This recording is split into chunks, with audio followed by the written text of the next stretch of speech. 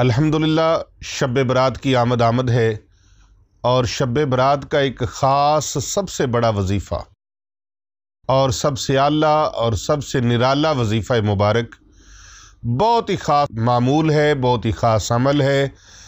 جو بھی یہ کرے گا انشاءاللہ پورا سال خوشحالی کی ضمانت ہے، پورا سال خوشحالی کی ضمانت ہے۔ یہ رات آنے والی ہے، محترم ناظرین کرام، آپ نے اس رات کو ضائع نہیں ہونے دینا۔ اس مبارک رات کو شب برات اس لیے کہا جاتا ہے کہ یہ مصیبتوں سے، پریشانیوں سے، آفتوں سے، بلاؤں اور وباؤں سے نجات کی رات ہے، دوزخ سے، جہنم سے نجات کی رات ہے۔ برات کا معنی ہے آزادی، نجات، چھٹکارا، کسی چیز سے خلاصی۔ تو کس چیز سے خلاصی؟ پریشانیوں سے، آفات و بلیات سے، غموں سے، دکھوں سے، بیماریوں سے، جہنم سے، جہنم جیسی زندگی سے نجات کی رات ہے۔ تو یہ عمل اتنا خاص الخاص ہے، جو بھی یہ کرے گا انشاءاللہ پورا سال خوشحالی اس کے گھر میں ڈیرے لگائے رکھے گی۔ تنگ دستیاں، پریشانیاں، مشکلیں، مصائب و آلام، رنج و علم سب دور ہو جائیں گے۔ سورہ یاسین مبارکہ جو قرآن مجید کا دل ہے، قرآن مجید کا دل جسے کہا گیا ہے، آقا علیہ السلام نے فرمایا سورہ یاسین مبارکہ قرآن مجید فرقان حمید کا دل ہے۔ عمل مبارک سن لیجئے، اس پر آپ نے عمل پیرا ہونا ہے، اور یہ ویڈیو آپ نے زیادہ سے زیادہ لوگوں کو شیئر کرنی ہے، فارورڈ کرنی ہے، اور اسے لائک کرنا ہے آپ نے، اسے آپ نے زیادہ سے زیادہ لوگوں تک پہنچانا ہے۔ کر بھلا ہو بھلا، ہوتا ہے بھلے کا بھلا۔ تو ناظرین کرام، سورہ یاسین مبارکہ کو جو قرآن مجید کا دل ہے اسے 3 مرتبہ آپ نے تلاوت کرنا ہے۔ سورہ دخان اسے بھی 3 مرتبہ تلاوت کرنا ہے، اور دعائے یونس، یہ ایسی دعا ہے جسے پوری کائنات کے مسلمان جانتے ہیں۔ دعائے یونس علیہ السلام کون سی ہے؟ لا الہ الا انت سبحانک انی کنت من الظالمین۔ آیت مبارکہ، آیت کریمہ، اسے آپ نے 100 مرتبہ پڑھنا ہے، اور پھر اس کے بعد استغفار کم از کم 100 مرتبہ آپ نے پڑھنا ہے۔ لا الہ الا انت سبحانک انی کنت من الظالمین۔ اس آیت کریمہ کے بعد آپ نے استغفار 100 بار پڑھنا ہے، آیت کریمہ کو 100 بار پڑھنا ہے۔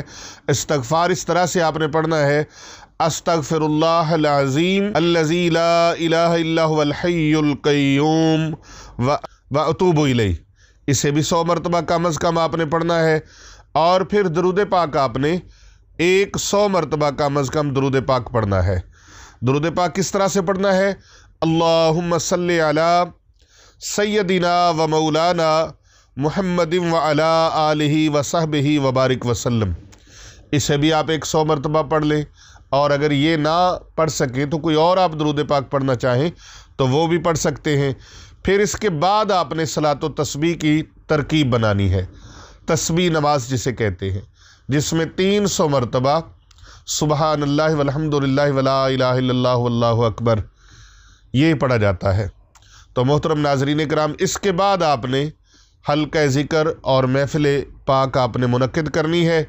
ہر 2 رکعت نماز نفل اور صلاۃ و تسبیح کے بعد اگر ممکن ہو سکے تو آپ اس دعائے مبارکہ کو کم از کم 11 مرتبہ لازماً پڑھیں۔ اللہم انک عفو تحب العفو فاعف عنا، اللہم انک تحب العفو فاعف عنا، یہ آپ پڑھیں۔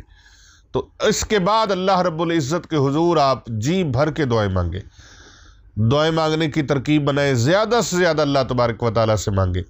صاحب اولاد ہونے کے لیے دعا مانگیں، اولاد اگر اللہ نے دی ہے تو اسے نیک ہونے کے لیے، اس کی نیک ہونے کے لیے دعا مانگیں۔ رزق کی تنگ دستی ہے تو رزق کی فراوانی کے لیے دعا مانگیں۔ کاروبار نہیں چلتا تو کاروبار کے لیے دعا مانگیں۔ کوئی بزنس رکاوٹ ہو گئی ہے تو بزنس کی رکاوٹ دور کرنے کے لیے دعا مانگیں۔ اللہ تبارک و تعالیٰ نے رشتہ دار اور برادری کے لیے دعا کی توفیق دی ہے تو وہ دعا مانگیں، اور اگر بیٹے بیٹیوں کے رشتوں میں کوئی مسائل ہیں تو ان کے مسائل کے حل کے لیے اللہ تبارک و تعالیٰ سے دعا مانگیں۔ گھر کے اندر کوئی بیمار ہے یا خود بیمار ہیں تو شفا کے لیے اللہ سے دعا مانگیں۔ غرض کے جو بھی اللہ تبارک و تعالیٰ سے مانگیں گے انشاءاللہ تعالیٰ رب قدیر کے بارگاہ سے وہ عطا ہو جائے گا، کیونکہ میرا رب پکارنے والوں کی پکار کو سنتا ہے۔ دنیا سے مانگیں، دنیا نفرت کرتی ہے، اللہ سے جتنا مانگیں، بار بار مانگیں، میرا رب عطا فرماتا ہے۔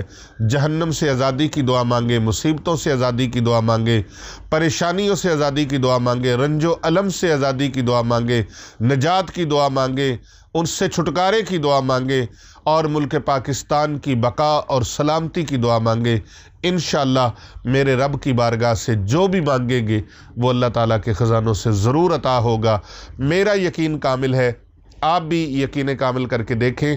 شب برات آنے والی ہے، اس رات کو ضائع مت ہونے دیجیے گا، ضرور اللہ کے دربار میں یہ عمل کیجیے گا۔